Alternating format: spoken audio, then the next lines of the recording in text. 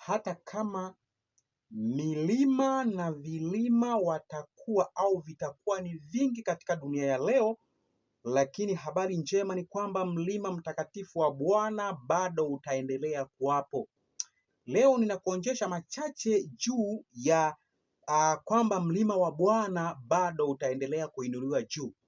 Tunapoeleza habari ya milima na vilima, ule ni unabii ambao maandiko matakatifu yamemtaja katika Biblia takatifu. Ukisoma kwenye kile kitabu cha Isaya 2 kuanzia fungu la 2 mpaka la 3, tunakutana na habari ya unabii wa milima wa mlima wa Bwana ambao utainuliwa juu ya vilima, na maandiko yanasema kwamba mataifa watauendea ule mlima wakisema, twende katika mlima huu, maana ndipo kunatoka neno la Bwana, lakini pia ndiko ambako kunatoka sheria ya Mungu. Lakini bado ile Mika sura ile ya 4 kuanzia ile fungu la 1 na la 2, maandiko matakatifu yameeleza habari ya mlima mtakatifu wa Mungu. Tunapozungumzia habari ya mlima mtakatifu tunamaanisha nini? Biblia takatifu imejieleza katika kitabu hicho cha Isaya, lakini pia cha Mika, ya kwamba mlima huu tunaozungumza ni nyumba ya Bwana. Lakini bado Biblia takatifu imeeleza, inasema ya kwamba tunapoeleza habari ya nyumba ya Bwana kwenye kile kitabu cha Biblia, kitabu cha Timotheo wa kwanza sura ile ya 3 fungu la 15, mtume Paulo ameeleza ya kwamba anapoeleza habari ya nyumba ya Bwana anazungumzia habari ya kanisa la Mungu.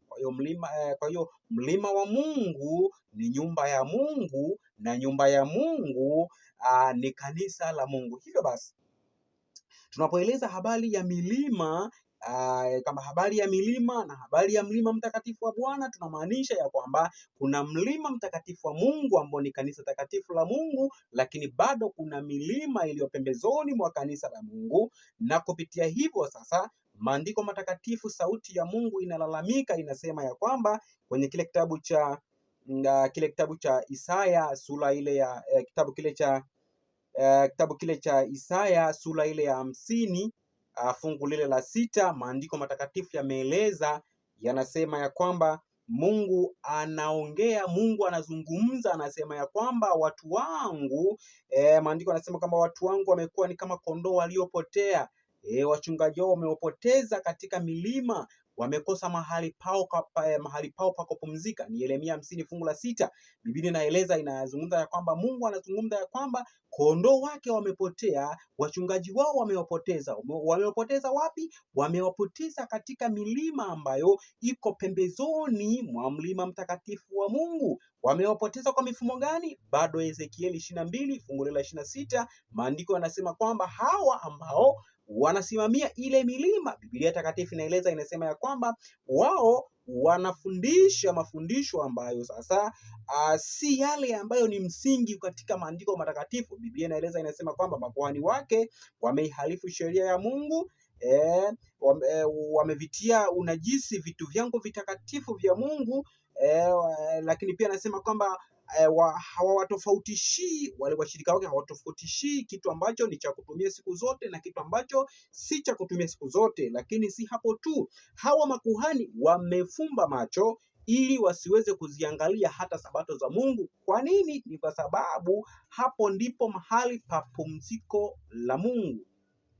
Kwa maana kwambia kwamba pamoja na changamoto zote hizo, Biblia bado inaeleza ya kwamba mlima mtakatifu wa Bwana bado utaendelea kuwapo, bado utakuwa bado utaonekana na mafundisho yake. Na mwisho wa wakati, Nabii Isaya na Nabii Mika ameeleza, amesema ya kwamba sasa mataifa watauendea ule mlima mtakatifu wa Mungu, akisema ya kwamba twendeni, njoni twende katika mlima wa Bwana, maana hapo ndipo panatoka sheria ya Mungu, lakini pia hapo ndipo panatoka neno la Mungu. Pamoja na kwamba makuhani wamesemwa na Ezekieli 22:26 ya kwamba makuhani wao wamejifanya wamekataa sheria za Mungu, lakini pia wamefumba macho yao wasiwaelekeze watu mahali pa kupumzika. Biblia takatifu imesema kwamba ipo siku inakuja, mataifa watauendea mlima mtakatifu wa Bwana.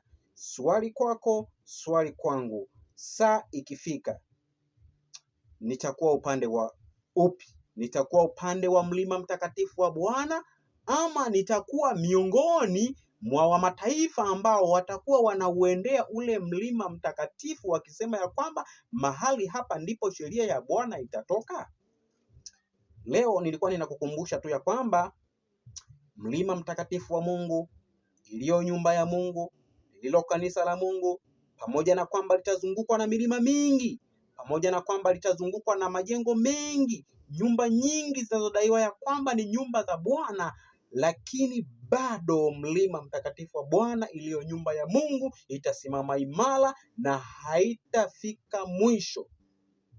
Siku ya leo Mungu anasema, jitahidi, chunguza, utambue ya kwamba mahali hapa nilipo ni mahali pa nyumba ya Mungu, ama ni mahali pa vile vilima ambavyo Bwana anasema ya kwamba wachungaji wao wamewapoteza. Bwana aweze kukusaidia sana unapofanya tafakari juu ya mahali ulipo, kwa sababu hata kama dunia yote itajaa vilima, hata kama dunia yote itajaa imani, hata kama dunia yote, Biblia takatifu inasema, Biblia takatifu inatangaza, mlima mtakatifu wa Bwana ni mmoja tu.